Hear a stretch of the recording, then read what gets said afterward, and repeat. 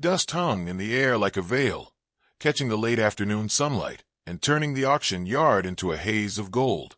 Wooden rails creaked under the weight of men leaning forward to get a better look. Boots scuffed dry earth. Murmurs passed between weathered faces, each whisper carrying a trace of excitement and caution. Somewhere at the far end of the corral, a horse slammed a hoof against the gate with a crack that cut through the noise. Heads turned. The crowd pressed closer. He was the kind of horse that demanded attention without asking for it. A stallion so black he seemed carved from shadow, his mane an unruly storm blowing in the wind. His eyes burned, not just with defiance, but something sharper, something that warned against coming too close. When he moved, the air itself seemed to tense. The auctioneer leaned on the rail and shook his head with a half-smile that wasn't amusement at all. "Ladies and gentlemen," he called, voice hoarse from hours of selling. "This here is Midnight Fury, strong as a freight train, fast as you could ever want. But don't be fooled. He's got no respect for a rider and no love for a hand. Whoever takes him on will need more than luck." A few men chuckled knowingly. Others just crossed their arms, waiting for the show. Fury tossed his head, the lead rope snapping taut in the handler's grasp. The handler, a burly man with sleeves rolled past thick forearms, looked like he'd rather be anywhere else. The whispers grew. Someone muttered that Fury had thrown 3 riders in one day.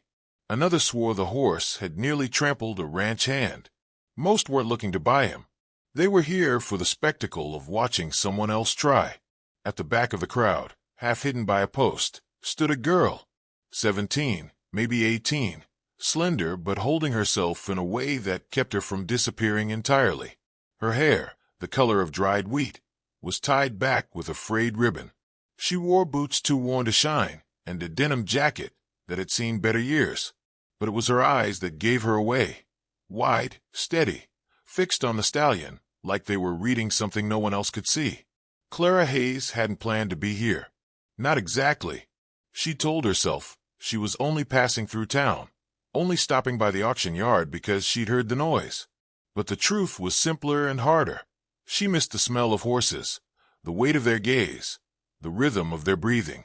It had been years since she'd let herself near them.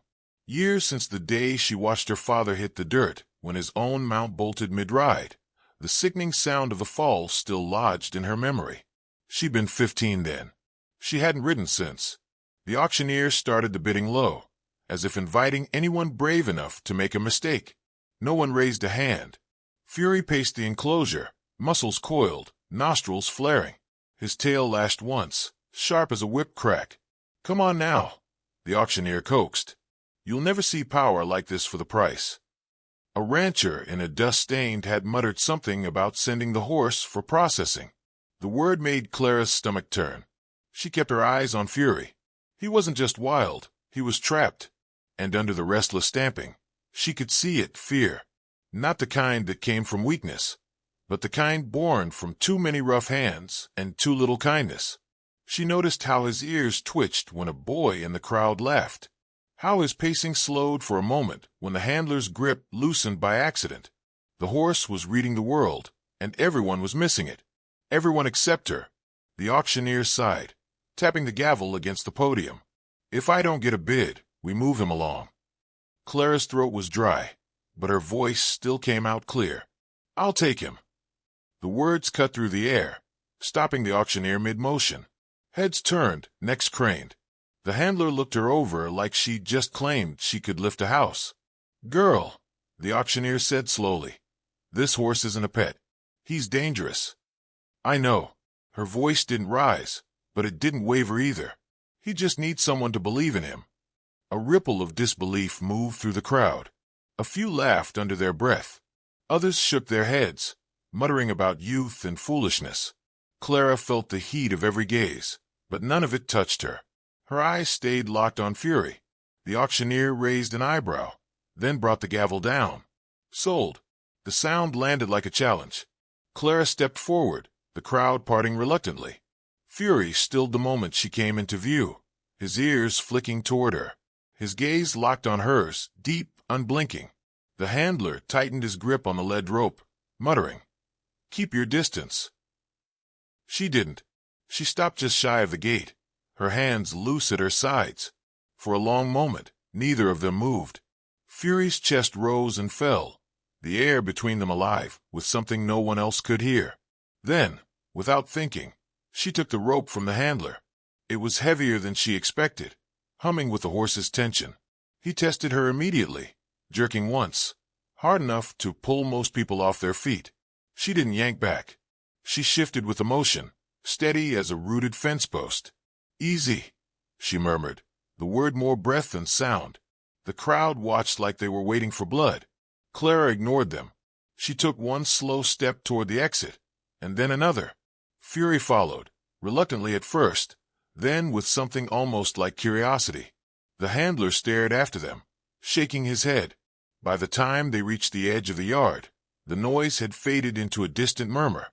Clara didn't look back. She could feel the stares on her back, the questions hanging in the air. She didn't have the answers yet.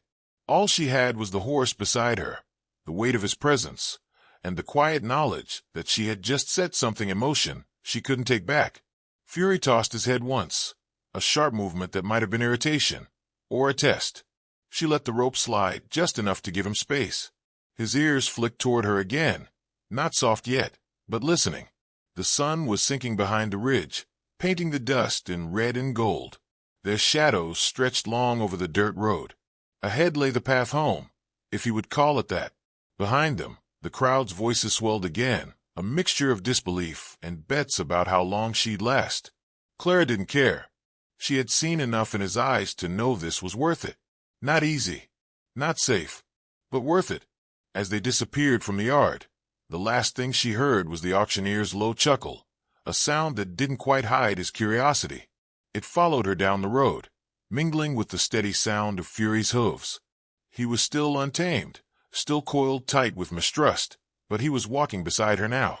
For the first time in years, Clara felt the faint stirrings of the life she thought she'd left behind, along with a flicker of something far more dangerous. Hope. The road home was quiet except for the crunch of gravel under Clara's boots and the steady, reluctant rhythm of Fury's hooves. The rope between them felt like a wire pulled taut, humming with his resistance. Every few steps he tested it, tugging sideways, swinging his head, stamping at the dust. She gave him slack, but not too much. Control wasn't the point yet. Presence was. Her ranch sat at the edge of a wide field gone brittle from summer heat. The fence sagged in places, the board sun-bleached and splintered, but the corral was still sturdy. She led him inside and shut the gate, before untying the rope from his halter. The moment he was free, Fury darted to the far side, keeping her in his sights. He didn't turn away from her. He simply stood there, muscles knotted, tail swishing against invisible flies. Clara leaned on the fence, letting him watch her. She didn't move closer, didn't try to speak to him yet. Her father had always said a horse needed time to measure you, the same way you measured them. Rushing only proved you didn't understand their language. Inside the corral, Fury pawed the ground, sending up a small puff of dust. His ears flicked forward, then back. His gaze never softened. When the sky began to dim, she left him and went inside the small house that had been her family's for 3 generations. She could see the corral from the kitchen window. As she ate, she watched him, still pacing, still restless, the way a caged river might strain against its banks. The next morning, she carried a bucket of water to the corral. He eyed her, but didn't move from the far side. She set it down and stepped back. Only when she turned away did he approach, lowering his head to drink. She stayed still, not letting her own eagerness push her forward. That first week passed in a rhythm of watching and waiting. She cleaned the corral when he lingered at the far end. She brought fresh hay, leaving it near the center, so he'd have to edge closer to her space to eat. He never let her within arm's reach, but his movements grew less abrupt, his eyes less wide around the edges. On the 4th night, a storm came. The sky cracked open, spilling rain that hammered the tin roof and turned the ground to mud. Thunder rolled close enough to rattle the windows. Clara pulled on her coat and ran to the corral. She found Fury charging the fence line, snorting, his body slick with rain. She stepped inside, heart pounding for more than the cold. "Easy," she said, though the wind tore at her words. She moved slowly, keeping her posture loose, letting him see she carried nothing but her voice. His head shot up when lightning split the sky, muscles bunching for another flight. She reached him in 3 careful steps, her boots sinking in the mud. He swung his head toward her, ears flat, eyes flashing. Still, she kept her hand out, palm open. For a breath, he hesitated. Then his muzzle brushed her fingers, tentative, almost accidental. She didn't grab for him. She let him decide. And in that space, something shifted. The tremor in his frame eased, just enough for her to place her hand on the side of his neck. She stayed there until the thunder moved away. When she stepped back, he didn't bolt to the far side. The next day, he was waiting near the gate when she came out with his feed. It was slow after that, a matter of inches gained each day.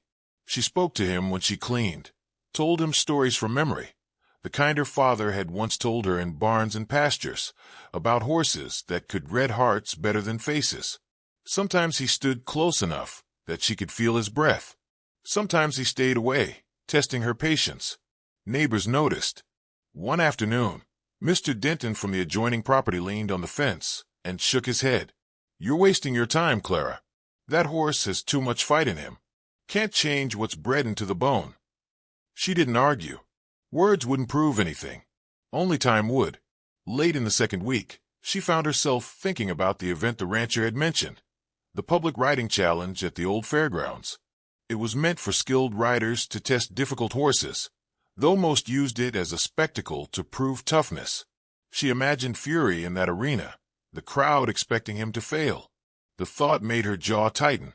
If she could ride him there, it would be more than proof. It would be redemption for him, and maybe for her. She didn't decide outright, but the idea settled in her mind like a seed. Training began without ceremony. She started with groundwork, coaxing him into walking slow circles around her, rewarding each moment he responded without pulling away. She used voice cues more than the rope, keeping her movements small and deliberate. When he balked or stepped back, she didn't force him forward. She reset and tried again. Some days he surprised her, following her lead with ears forward, the tension in his body easing. Other days he bristled at the slightest request, muscles hard as stone. But even in those moments, he was different from the horse she'd led home. His defiance had lost its blind edge. Now it felt like he was asking her to earn each step. One crisp morning, she carried the saddle into the corral. Fury's eyes flicked to it instantly, and his head came up high. She let him sniff it, holding it steady when he pulled back. For several days, she only placed it gently across his back, without fastening the girth, removing it before he had a chance to panic. Eventually, he stood still for it, watching her with something that wasn't quite trust, but wasn't fear either. But progress is never a straight line. A week before she thought she might try mounting him, disaster came in the shape of a neighbor's dog slipping under the fence. The animal barked furiously, circling Fury's legs. Fury spun, kicking at the air, eyes gone wide and white again. Clara rushed forward, waving the dog off, but in the chaos he bolted. The rope brushed her arm hard enough to burn before she fell sideways into the dirt. By the time she caught her breath, he was pressed into the farthest corner, sides heaving, the saddle askew. She approached slowly, but he wouldn't let her close. The wall between them had risen again. That night she lay in bed staring at the ceiling, wondering if Denton had been right. Maybe she couldn't undo what life had done to him. Maybe she was chasing something that didn't exist. Just before dawn, a sound woke her, a low, steady nickering from outside. She stepped to the window and saw him, standing at the gate, head lowered, watching the house. Not pacing, not stamping, just waiting. She pulled on her boots and went out, the air cool against her face. As she approached, he didn't move away. When she reached the gate, he gave a small huff of breath, his ears tilting toward her. She rested her hand on the wood between them, feeling the solid, quiet presence of him on the other side. Something in her settled then. He wasn't asking for perfection. He was asking her not to give up. And she wouldn't. The morning sun slid over the horizon, spilling gold across the corral as Clara stepped outside with the saddle draped over her arm.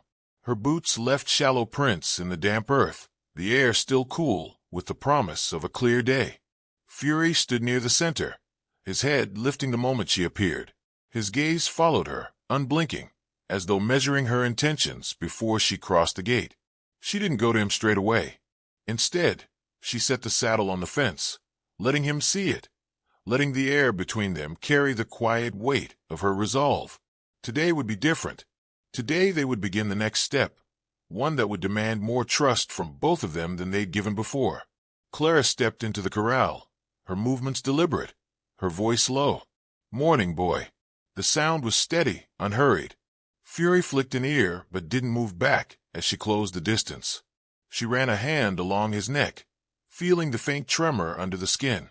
Not fear, something sharper, the readiness of a creature who knows change is coming. She brushed him first, the slow strokes smoothing the dust from his coat. The rhythm was as much for her as for him, each pass of the brush a reminder that patience was the ground they stood on. Only when she felt his breathing even did she lift the saddle. He tensed, shifting one hoof, but didn't shy away when she set it gently on his back. The girth strap hung loose for a moment before she tightened it, one hole at a time. She spoke to him the whole while, the words not matching so much as the calm tone that wrapped around them both. When it was secure, she stepped back, watching for the flare of his nostrils, the flicker in his eyes that would warn her to slow down. But he stood still, muscles taut but contained. It was enough. They moved into the first exercises, walking the perimeter of the corral, stopping at her cue, turning in small arcs when she shifted her stance. He was quick to test her, jerking his head toward the open field beyond the fence. She matched each pull with a firm but yielding hand, giving him space to settle without letting him take control. By mid-morning, the air had warmed. Sweat darkened the hollow between his shoulders. Clara stepped to his side, gripping the saddle horn lightly, and placed her boot in the stirrup. Fury's head shot up, his body tensing. She eased back to the ground, not forcing it, then tried again. The second time he shifted but didn't lunge away. On the third attempt, she swung into the seat. Her weight settled slow, her hands light on the reins. For a long moment, they stood in silence, both of them learning what it felt like to share the same balance. She guided him forward with a gentle squeeze of her legs. He took a hesitant step, then another, ears twitching with each sound from beyond the fence. They circled the corral at a walk, Clara leaning with his movement, her voice threading through the warm air in soft encouragements. But trust is a fragile thing. A sudden crack, a board snapping somewhere near the barn, made Fury flinch hard, his back rounded, and he bolted toward the far side of the corral. Clara stayed low, hand steady, her knees gripping just enough to keep them moving together instead of apart. She spoke his name, a single anchor in the rush of his panic. It took a dozen strides before he slowed, the whites of his eyes still showing. She didn't push him back into the circle. Instead, she dismounted and walked beside him, letting him feel the steadiness of her pace. He snorted once, shaking his head as though to throw off the lingering fear. They ended the session there, not because he'd failed, but because they'd both learned enough for one morning. That afternoon, she sat on the porch steps, watching him graze in the smaller paddock. Her hands itched with the memory of the reins, of the fleeting moments when he'd moved under her without hesitation. She thought of the challenge at the fairgrounds, now only days away. The idea no longer felt like a distant possibility. It had weight, urgency. The next day, training carried a sharper edge. Clara led him out beyond the corral, into the open field. The grass was dry and brittle under their steps, the horizon wide and clean. Here, without the confines of the fence, Fury's energy surged. He tested the lead with quick, jerking pulls, his body angled toward the line of trees at the far end of the property. Clara matched him stride for stride, turning him in tight circles each time he tried to bolt. She didn't raise her voice, but her tone carried a firmness that cut through the space between them. Gradually, his steps fell in sync with hers, the fight giving way to a steady, rolling walk. When she mounted him again in the field, the world felt bigger, the risk sharper. He moved faster here, his strides longer, the muscles under her seat surging with controlled power. They rode until the wind pulled strands of hair from her braid, until the rhythm of his motion found its way into her heartbeat. But on the third morning, everything nearly came undone. She was tightening the girth when a sudden bark rang out. Denton's dog again, streaking toward them from under the fence. Fury's head shot up, his body lurching sideways. The dog circled, snapping at his heels. Clara shouted, driving the animal back, but the damage was done. Fury reared, front hooves slamming down so close she felt the ground tremble. She caught the reins, holding on as he twisted. Her boots skidded in the dirt, but she didn't let go until the dog retreated. Fury's sides heaved, his eyes wide and wild. The rope burned her palm where it had slid. It took minutes for his breathing to slow, and when she stepped toward him, he backed away.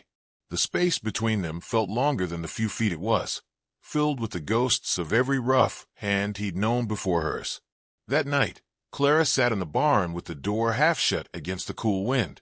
Fury stood in his stall, head lowered but watching her. She didn't try to touch him. She just stayed, the quiet stretching between them until it felt less like a gap and more like an understanding. By the fourth morning, he was again waiting near the gate. Clara approached without a saddle, only a halter. She led him into the field, where they walked the perimeter in silence. The choice not to ride was deliberate, a reminder that she valued his trust over her own ambition. It worked. By the time they returned, his ears were relaxed, his steps slow. She brushed him down, the dust lifting from his coat in faint clouds. When she set the brush aside, he stayed near instead of drifting away. That evening, she stood at the fence, watching the horizon bleed into the deep blue of night. The fairground challenge was in 3 days. Her hands rested on the worn wood, her mind turning over every moment of the past weeks, the first time he'd touched her hand, the first ride, the near disasters. She knew now that winning there wasn't the point. What mattered was proving to him, and to herself, that trust could survive the noise of the world.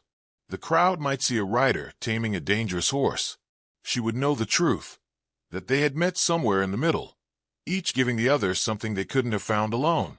And when she finally turned from the fence, Fury was there at her shoulder, quiet, waiting.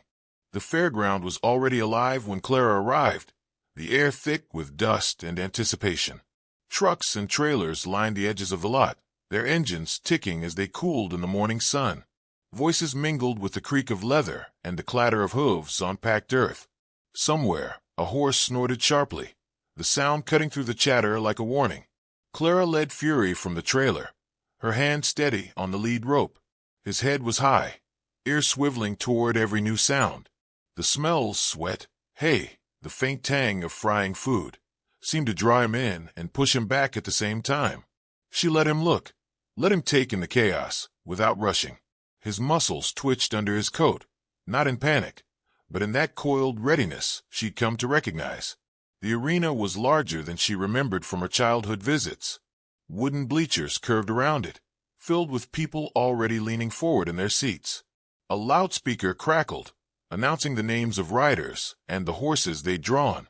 Clara knew there were bets being placed on how long she'd last, if she managed to mount at all. The event wasn't kind to horses like Fury. Most riders saw the challenge as a show of dominance. Stay on the back of an untamed horse as long as possible, no matter the method. Clara's approach would be different, but she also knew the crowd wasn't expecting gentleness to succeed. She saddled him in the warm-up pen, working slowly, despite the eyes she felt on her from over the rail. Fury stood still under her hands, though his tail swished in irritation when a nearby rider spurred his mount into a sudden canter. Clara murmured to him, her voice low enough that it was meant only for his ears. When her name was called, a ripple of surprise moved through the stands. She guided Fury toward the gate, her boots brushing dust into the air. The announcer's voice, laced with amusement, carried over the loudspeaker. "Folks, it looks like Miss Clara Hayes has brought herself a challenge today. Some of you might recognize this horse, Midnight Fury, brought through auction not long ago. Dangerous as they come." The gate swung open. For a heartbeat, the noise from the stand seemed to fade, leaving only the steady thump of her heartbeat and the feel of the reins in her fingers. She mounted without hesitation, her legs swinging over his back in one smooth motion. Fury shifted but didn't bolt. They stepped into the arena together, the ground firm under his hooves. Clara didn't drive him forward immediately. She let him find his footing, let him feel the space. The crowd's murmurs turned to puzzled silence. Then, with a soft squeeze of her legs, she asked him for movement. He responded with a sudden surge, his strides powerful but controlled. They circled the arena, her posture matching his rhythm, her hands light. She spoke to him under her breath, each word a thread pulling them closer together. The crowd began to notice. This wasn't the violent clash they'd expected. It was something else, something quieter, but no less gripping. Fury's head dropped slightly, his gait smoothing out as they moved from a walk into a canter. Clara felt the power beneath her, the way his body seemed to channel the air itself. Halfway through, a shout from the stand startled him. He tossed his head, threatening to break the fragile line of trust between them. Clara leaned in, her voice steady. "It's all right. I'm here." The words seemed to land. His stride evened again, his ears flicking back to her as if to confirm her presence. They rode patterns she practiced at home. Wide loops, sudden turns, brief halts followed by fluid starts. Each time, he responded with more ease, his body learning to listen as hers did the same. The crowd's silence broke into applause, hesitant at first, then growing. For the final pass, she guided him toward the center. The sunlight caught in his mane, turning the black strands into ribbons of deep bronze. She slowed him to a walk, then brought him to a stop. Dismounting, she stood beside him, one hand resting lightly on his neck. In the center of the arena, with hundreds of eyes on them, she reached up and unbuckled the bridle. The reins slipped free. A murmur of confusion swept through the stands. She stepped back, leaving him untethered. Fury blinked, flicking his ears. For a moment, the air held its breath, waiting for him to bolt. Instead, he stepped toward her, closing the space between them until his head rested against her shoulder. The sound that followed wasn't just applause. It was something deeper, a collective exhale, as though the crowd had witnessed not just control, but a choice freely made. Clara let her hand slide along his neck before turning toward the gate. Fury followed her without being asked, the dust curling up around their ankles as they left the arena. The announcer's voice cracked slightly when it returned. The usual bravado softened. "Ladies and gentlemen, Midnight Fury." Outside the arena, the noise of the crowd dulled.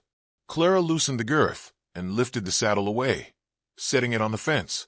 Fury stood still, his head low, the tension in his frame replaced by a quiet calm.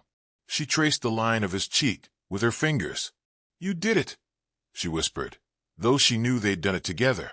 She didn't stay for the rest of the event. The ribbons and recognition meant little compared to the weight of what had just happened. They walked back to the trailer at their own pace, the sunlight warming their backs. On the drive home, she kept glancing in the rearview mirror at the dark shape in the trailer. He was no longer the wild-eyed horse she'd led away from the auction yard. Something in both of them had shifted, like two halves of a door finally swinging into place. Back at the ranch, she opened the trailer door and let him step down. She didn't lead him to the corral. She left the gate open, giving him the choice to wander the pasture or stay near the barn. He hesitated for only a moment before moving toward the familiar fence line, his ears flicking back to catch her footsteps behind him. That evening, the sky was painted with streaks of pink and gold. Clara leaned on the fence, watching him graze. He lifted his head once, meeting her gaze from across the field. It wasn't the fiery challenge she'd seen at the auction, nor the guarded wariness of those early days. It was something steadier, something that made her chest ache in the best way. She thought about the long hours, the setbacks, the moments when quitting would have been easier. All of it had led here, to a simple look across the distance that said more than any ribbon or applause. As the sun dipped below the horizon, she turned toward the house, the sound of his steady chewing carrying in the quiet. She didn't need to see him to know he'd still be there in the morning. And for the first time in years, she felt certain the path ahead, whatever it brought, was one they'd walk together. In the closing stillness, a voice might have narrated it for those watching on a screen. Asterisk, if this story touched your heart, please consider subscribing. I bring true, heartfelt stories every day. Asterisk,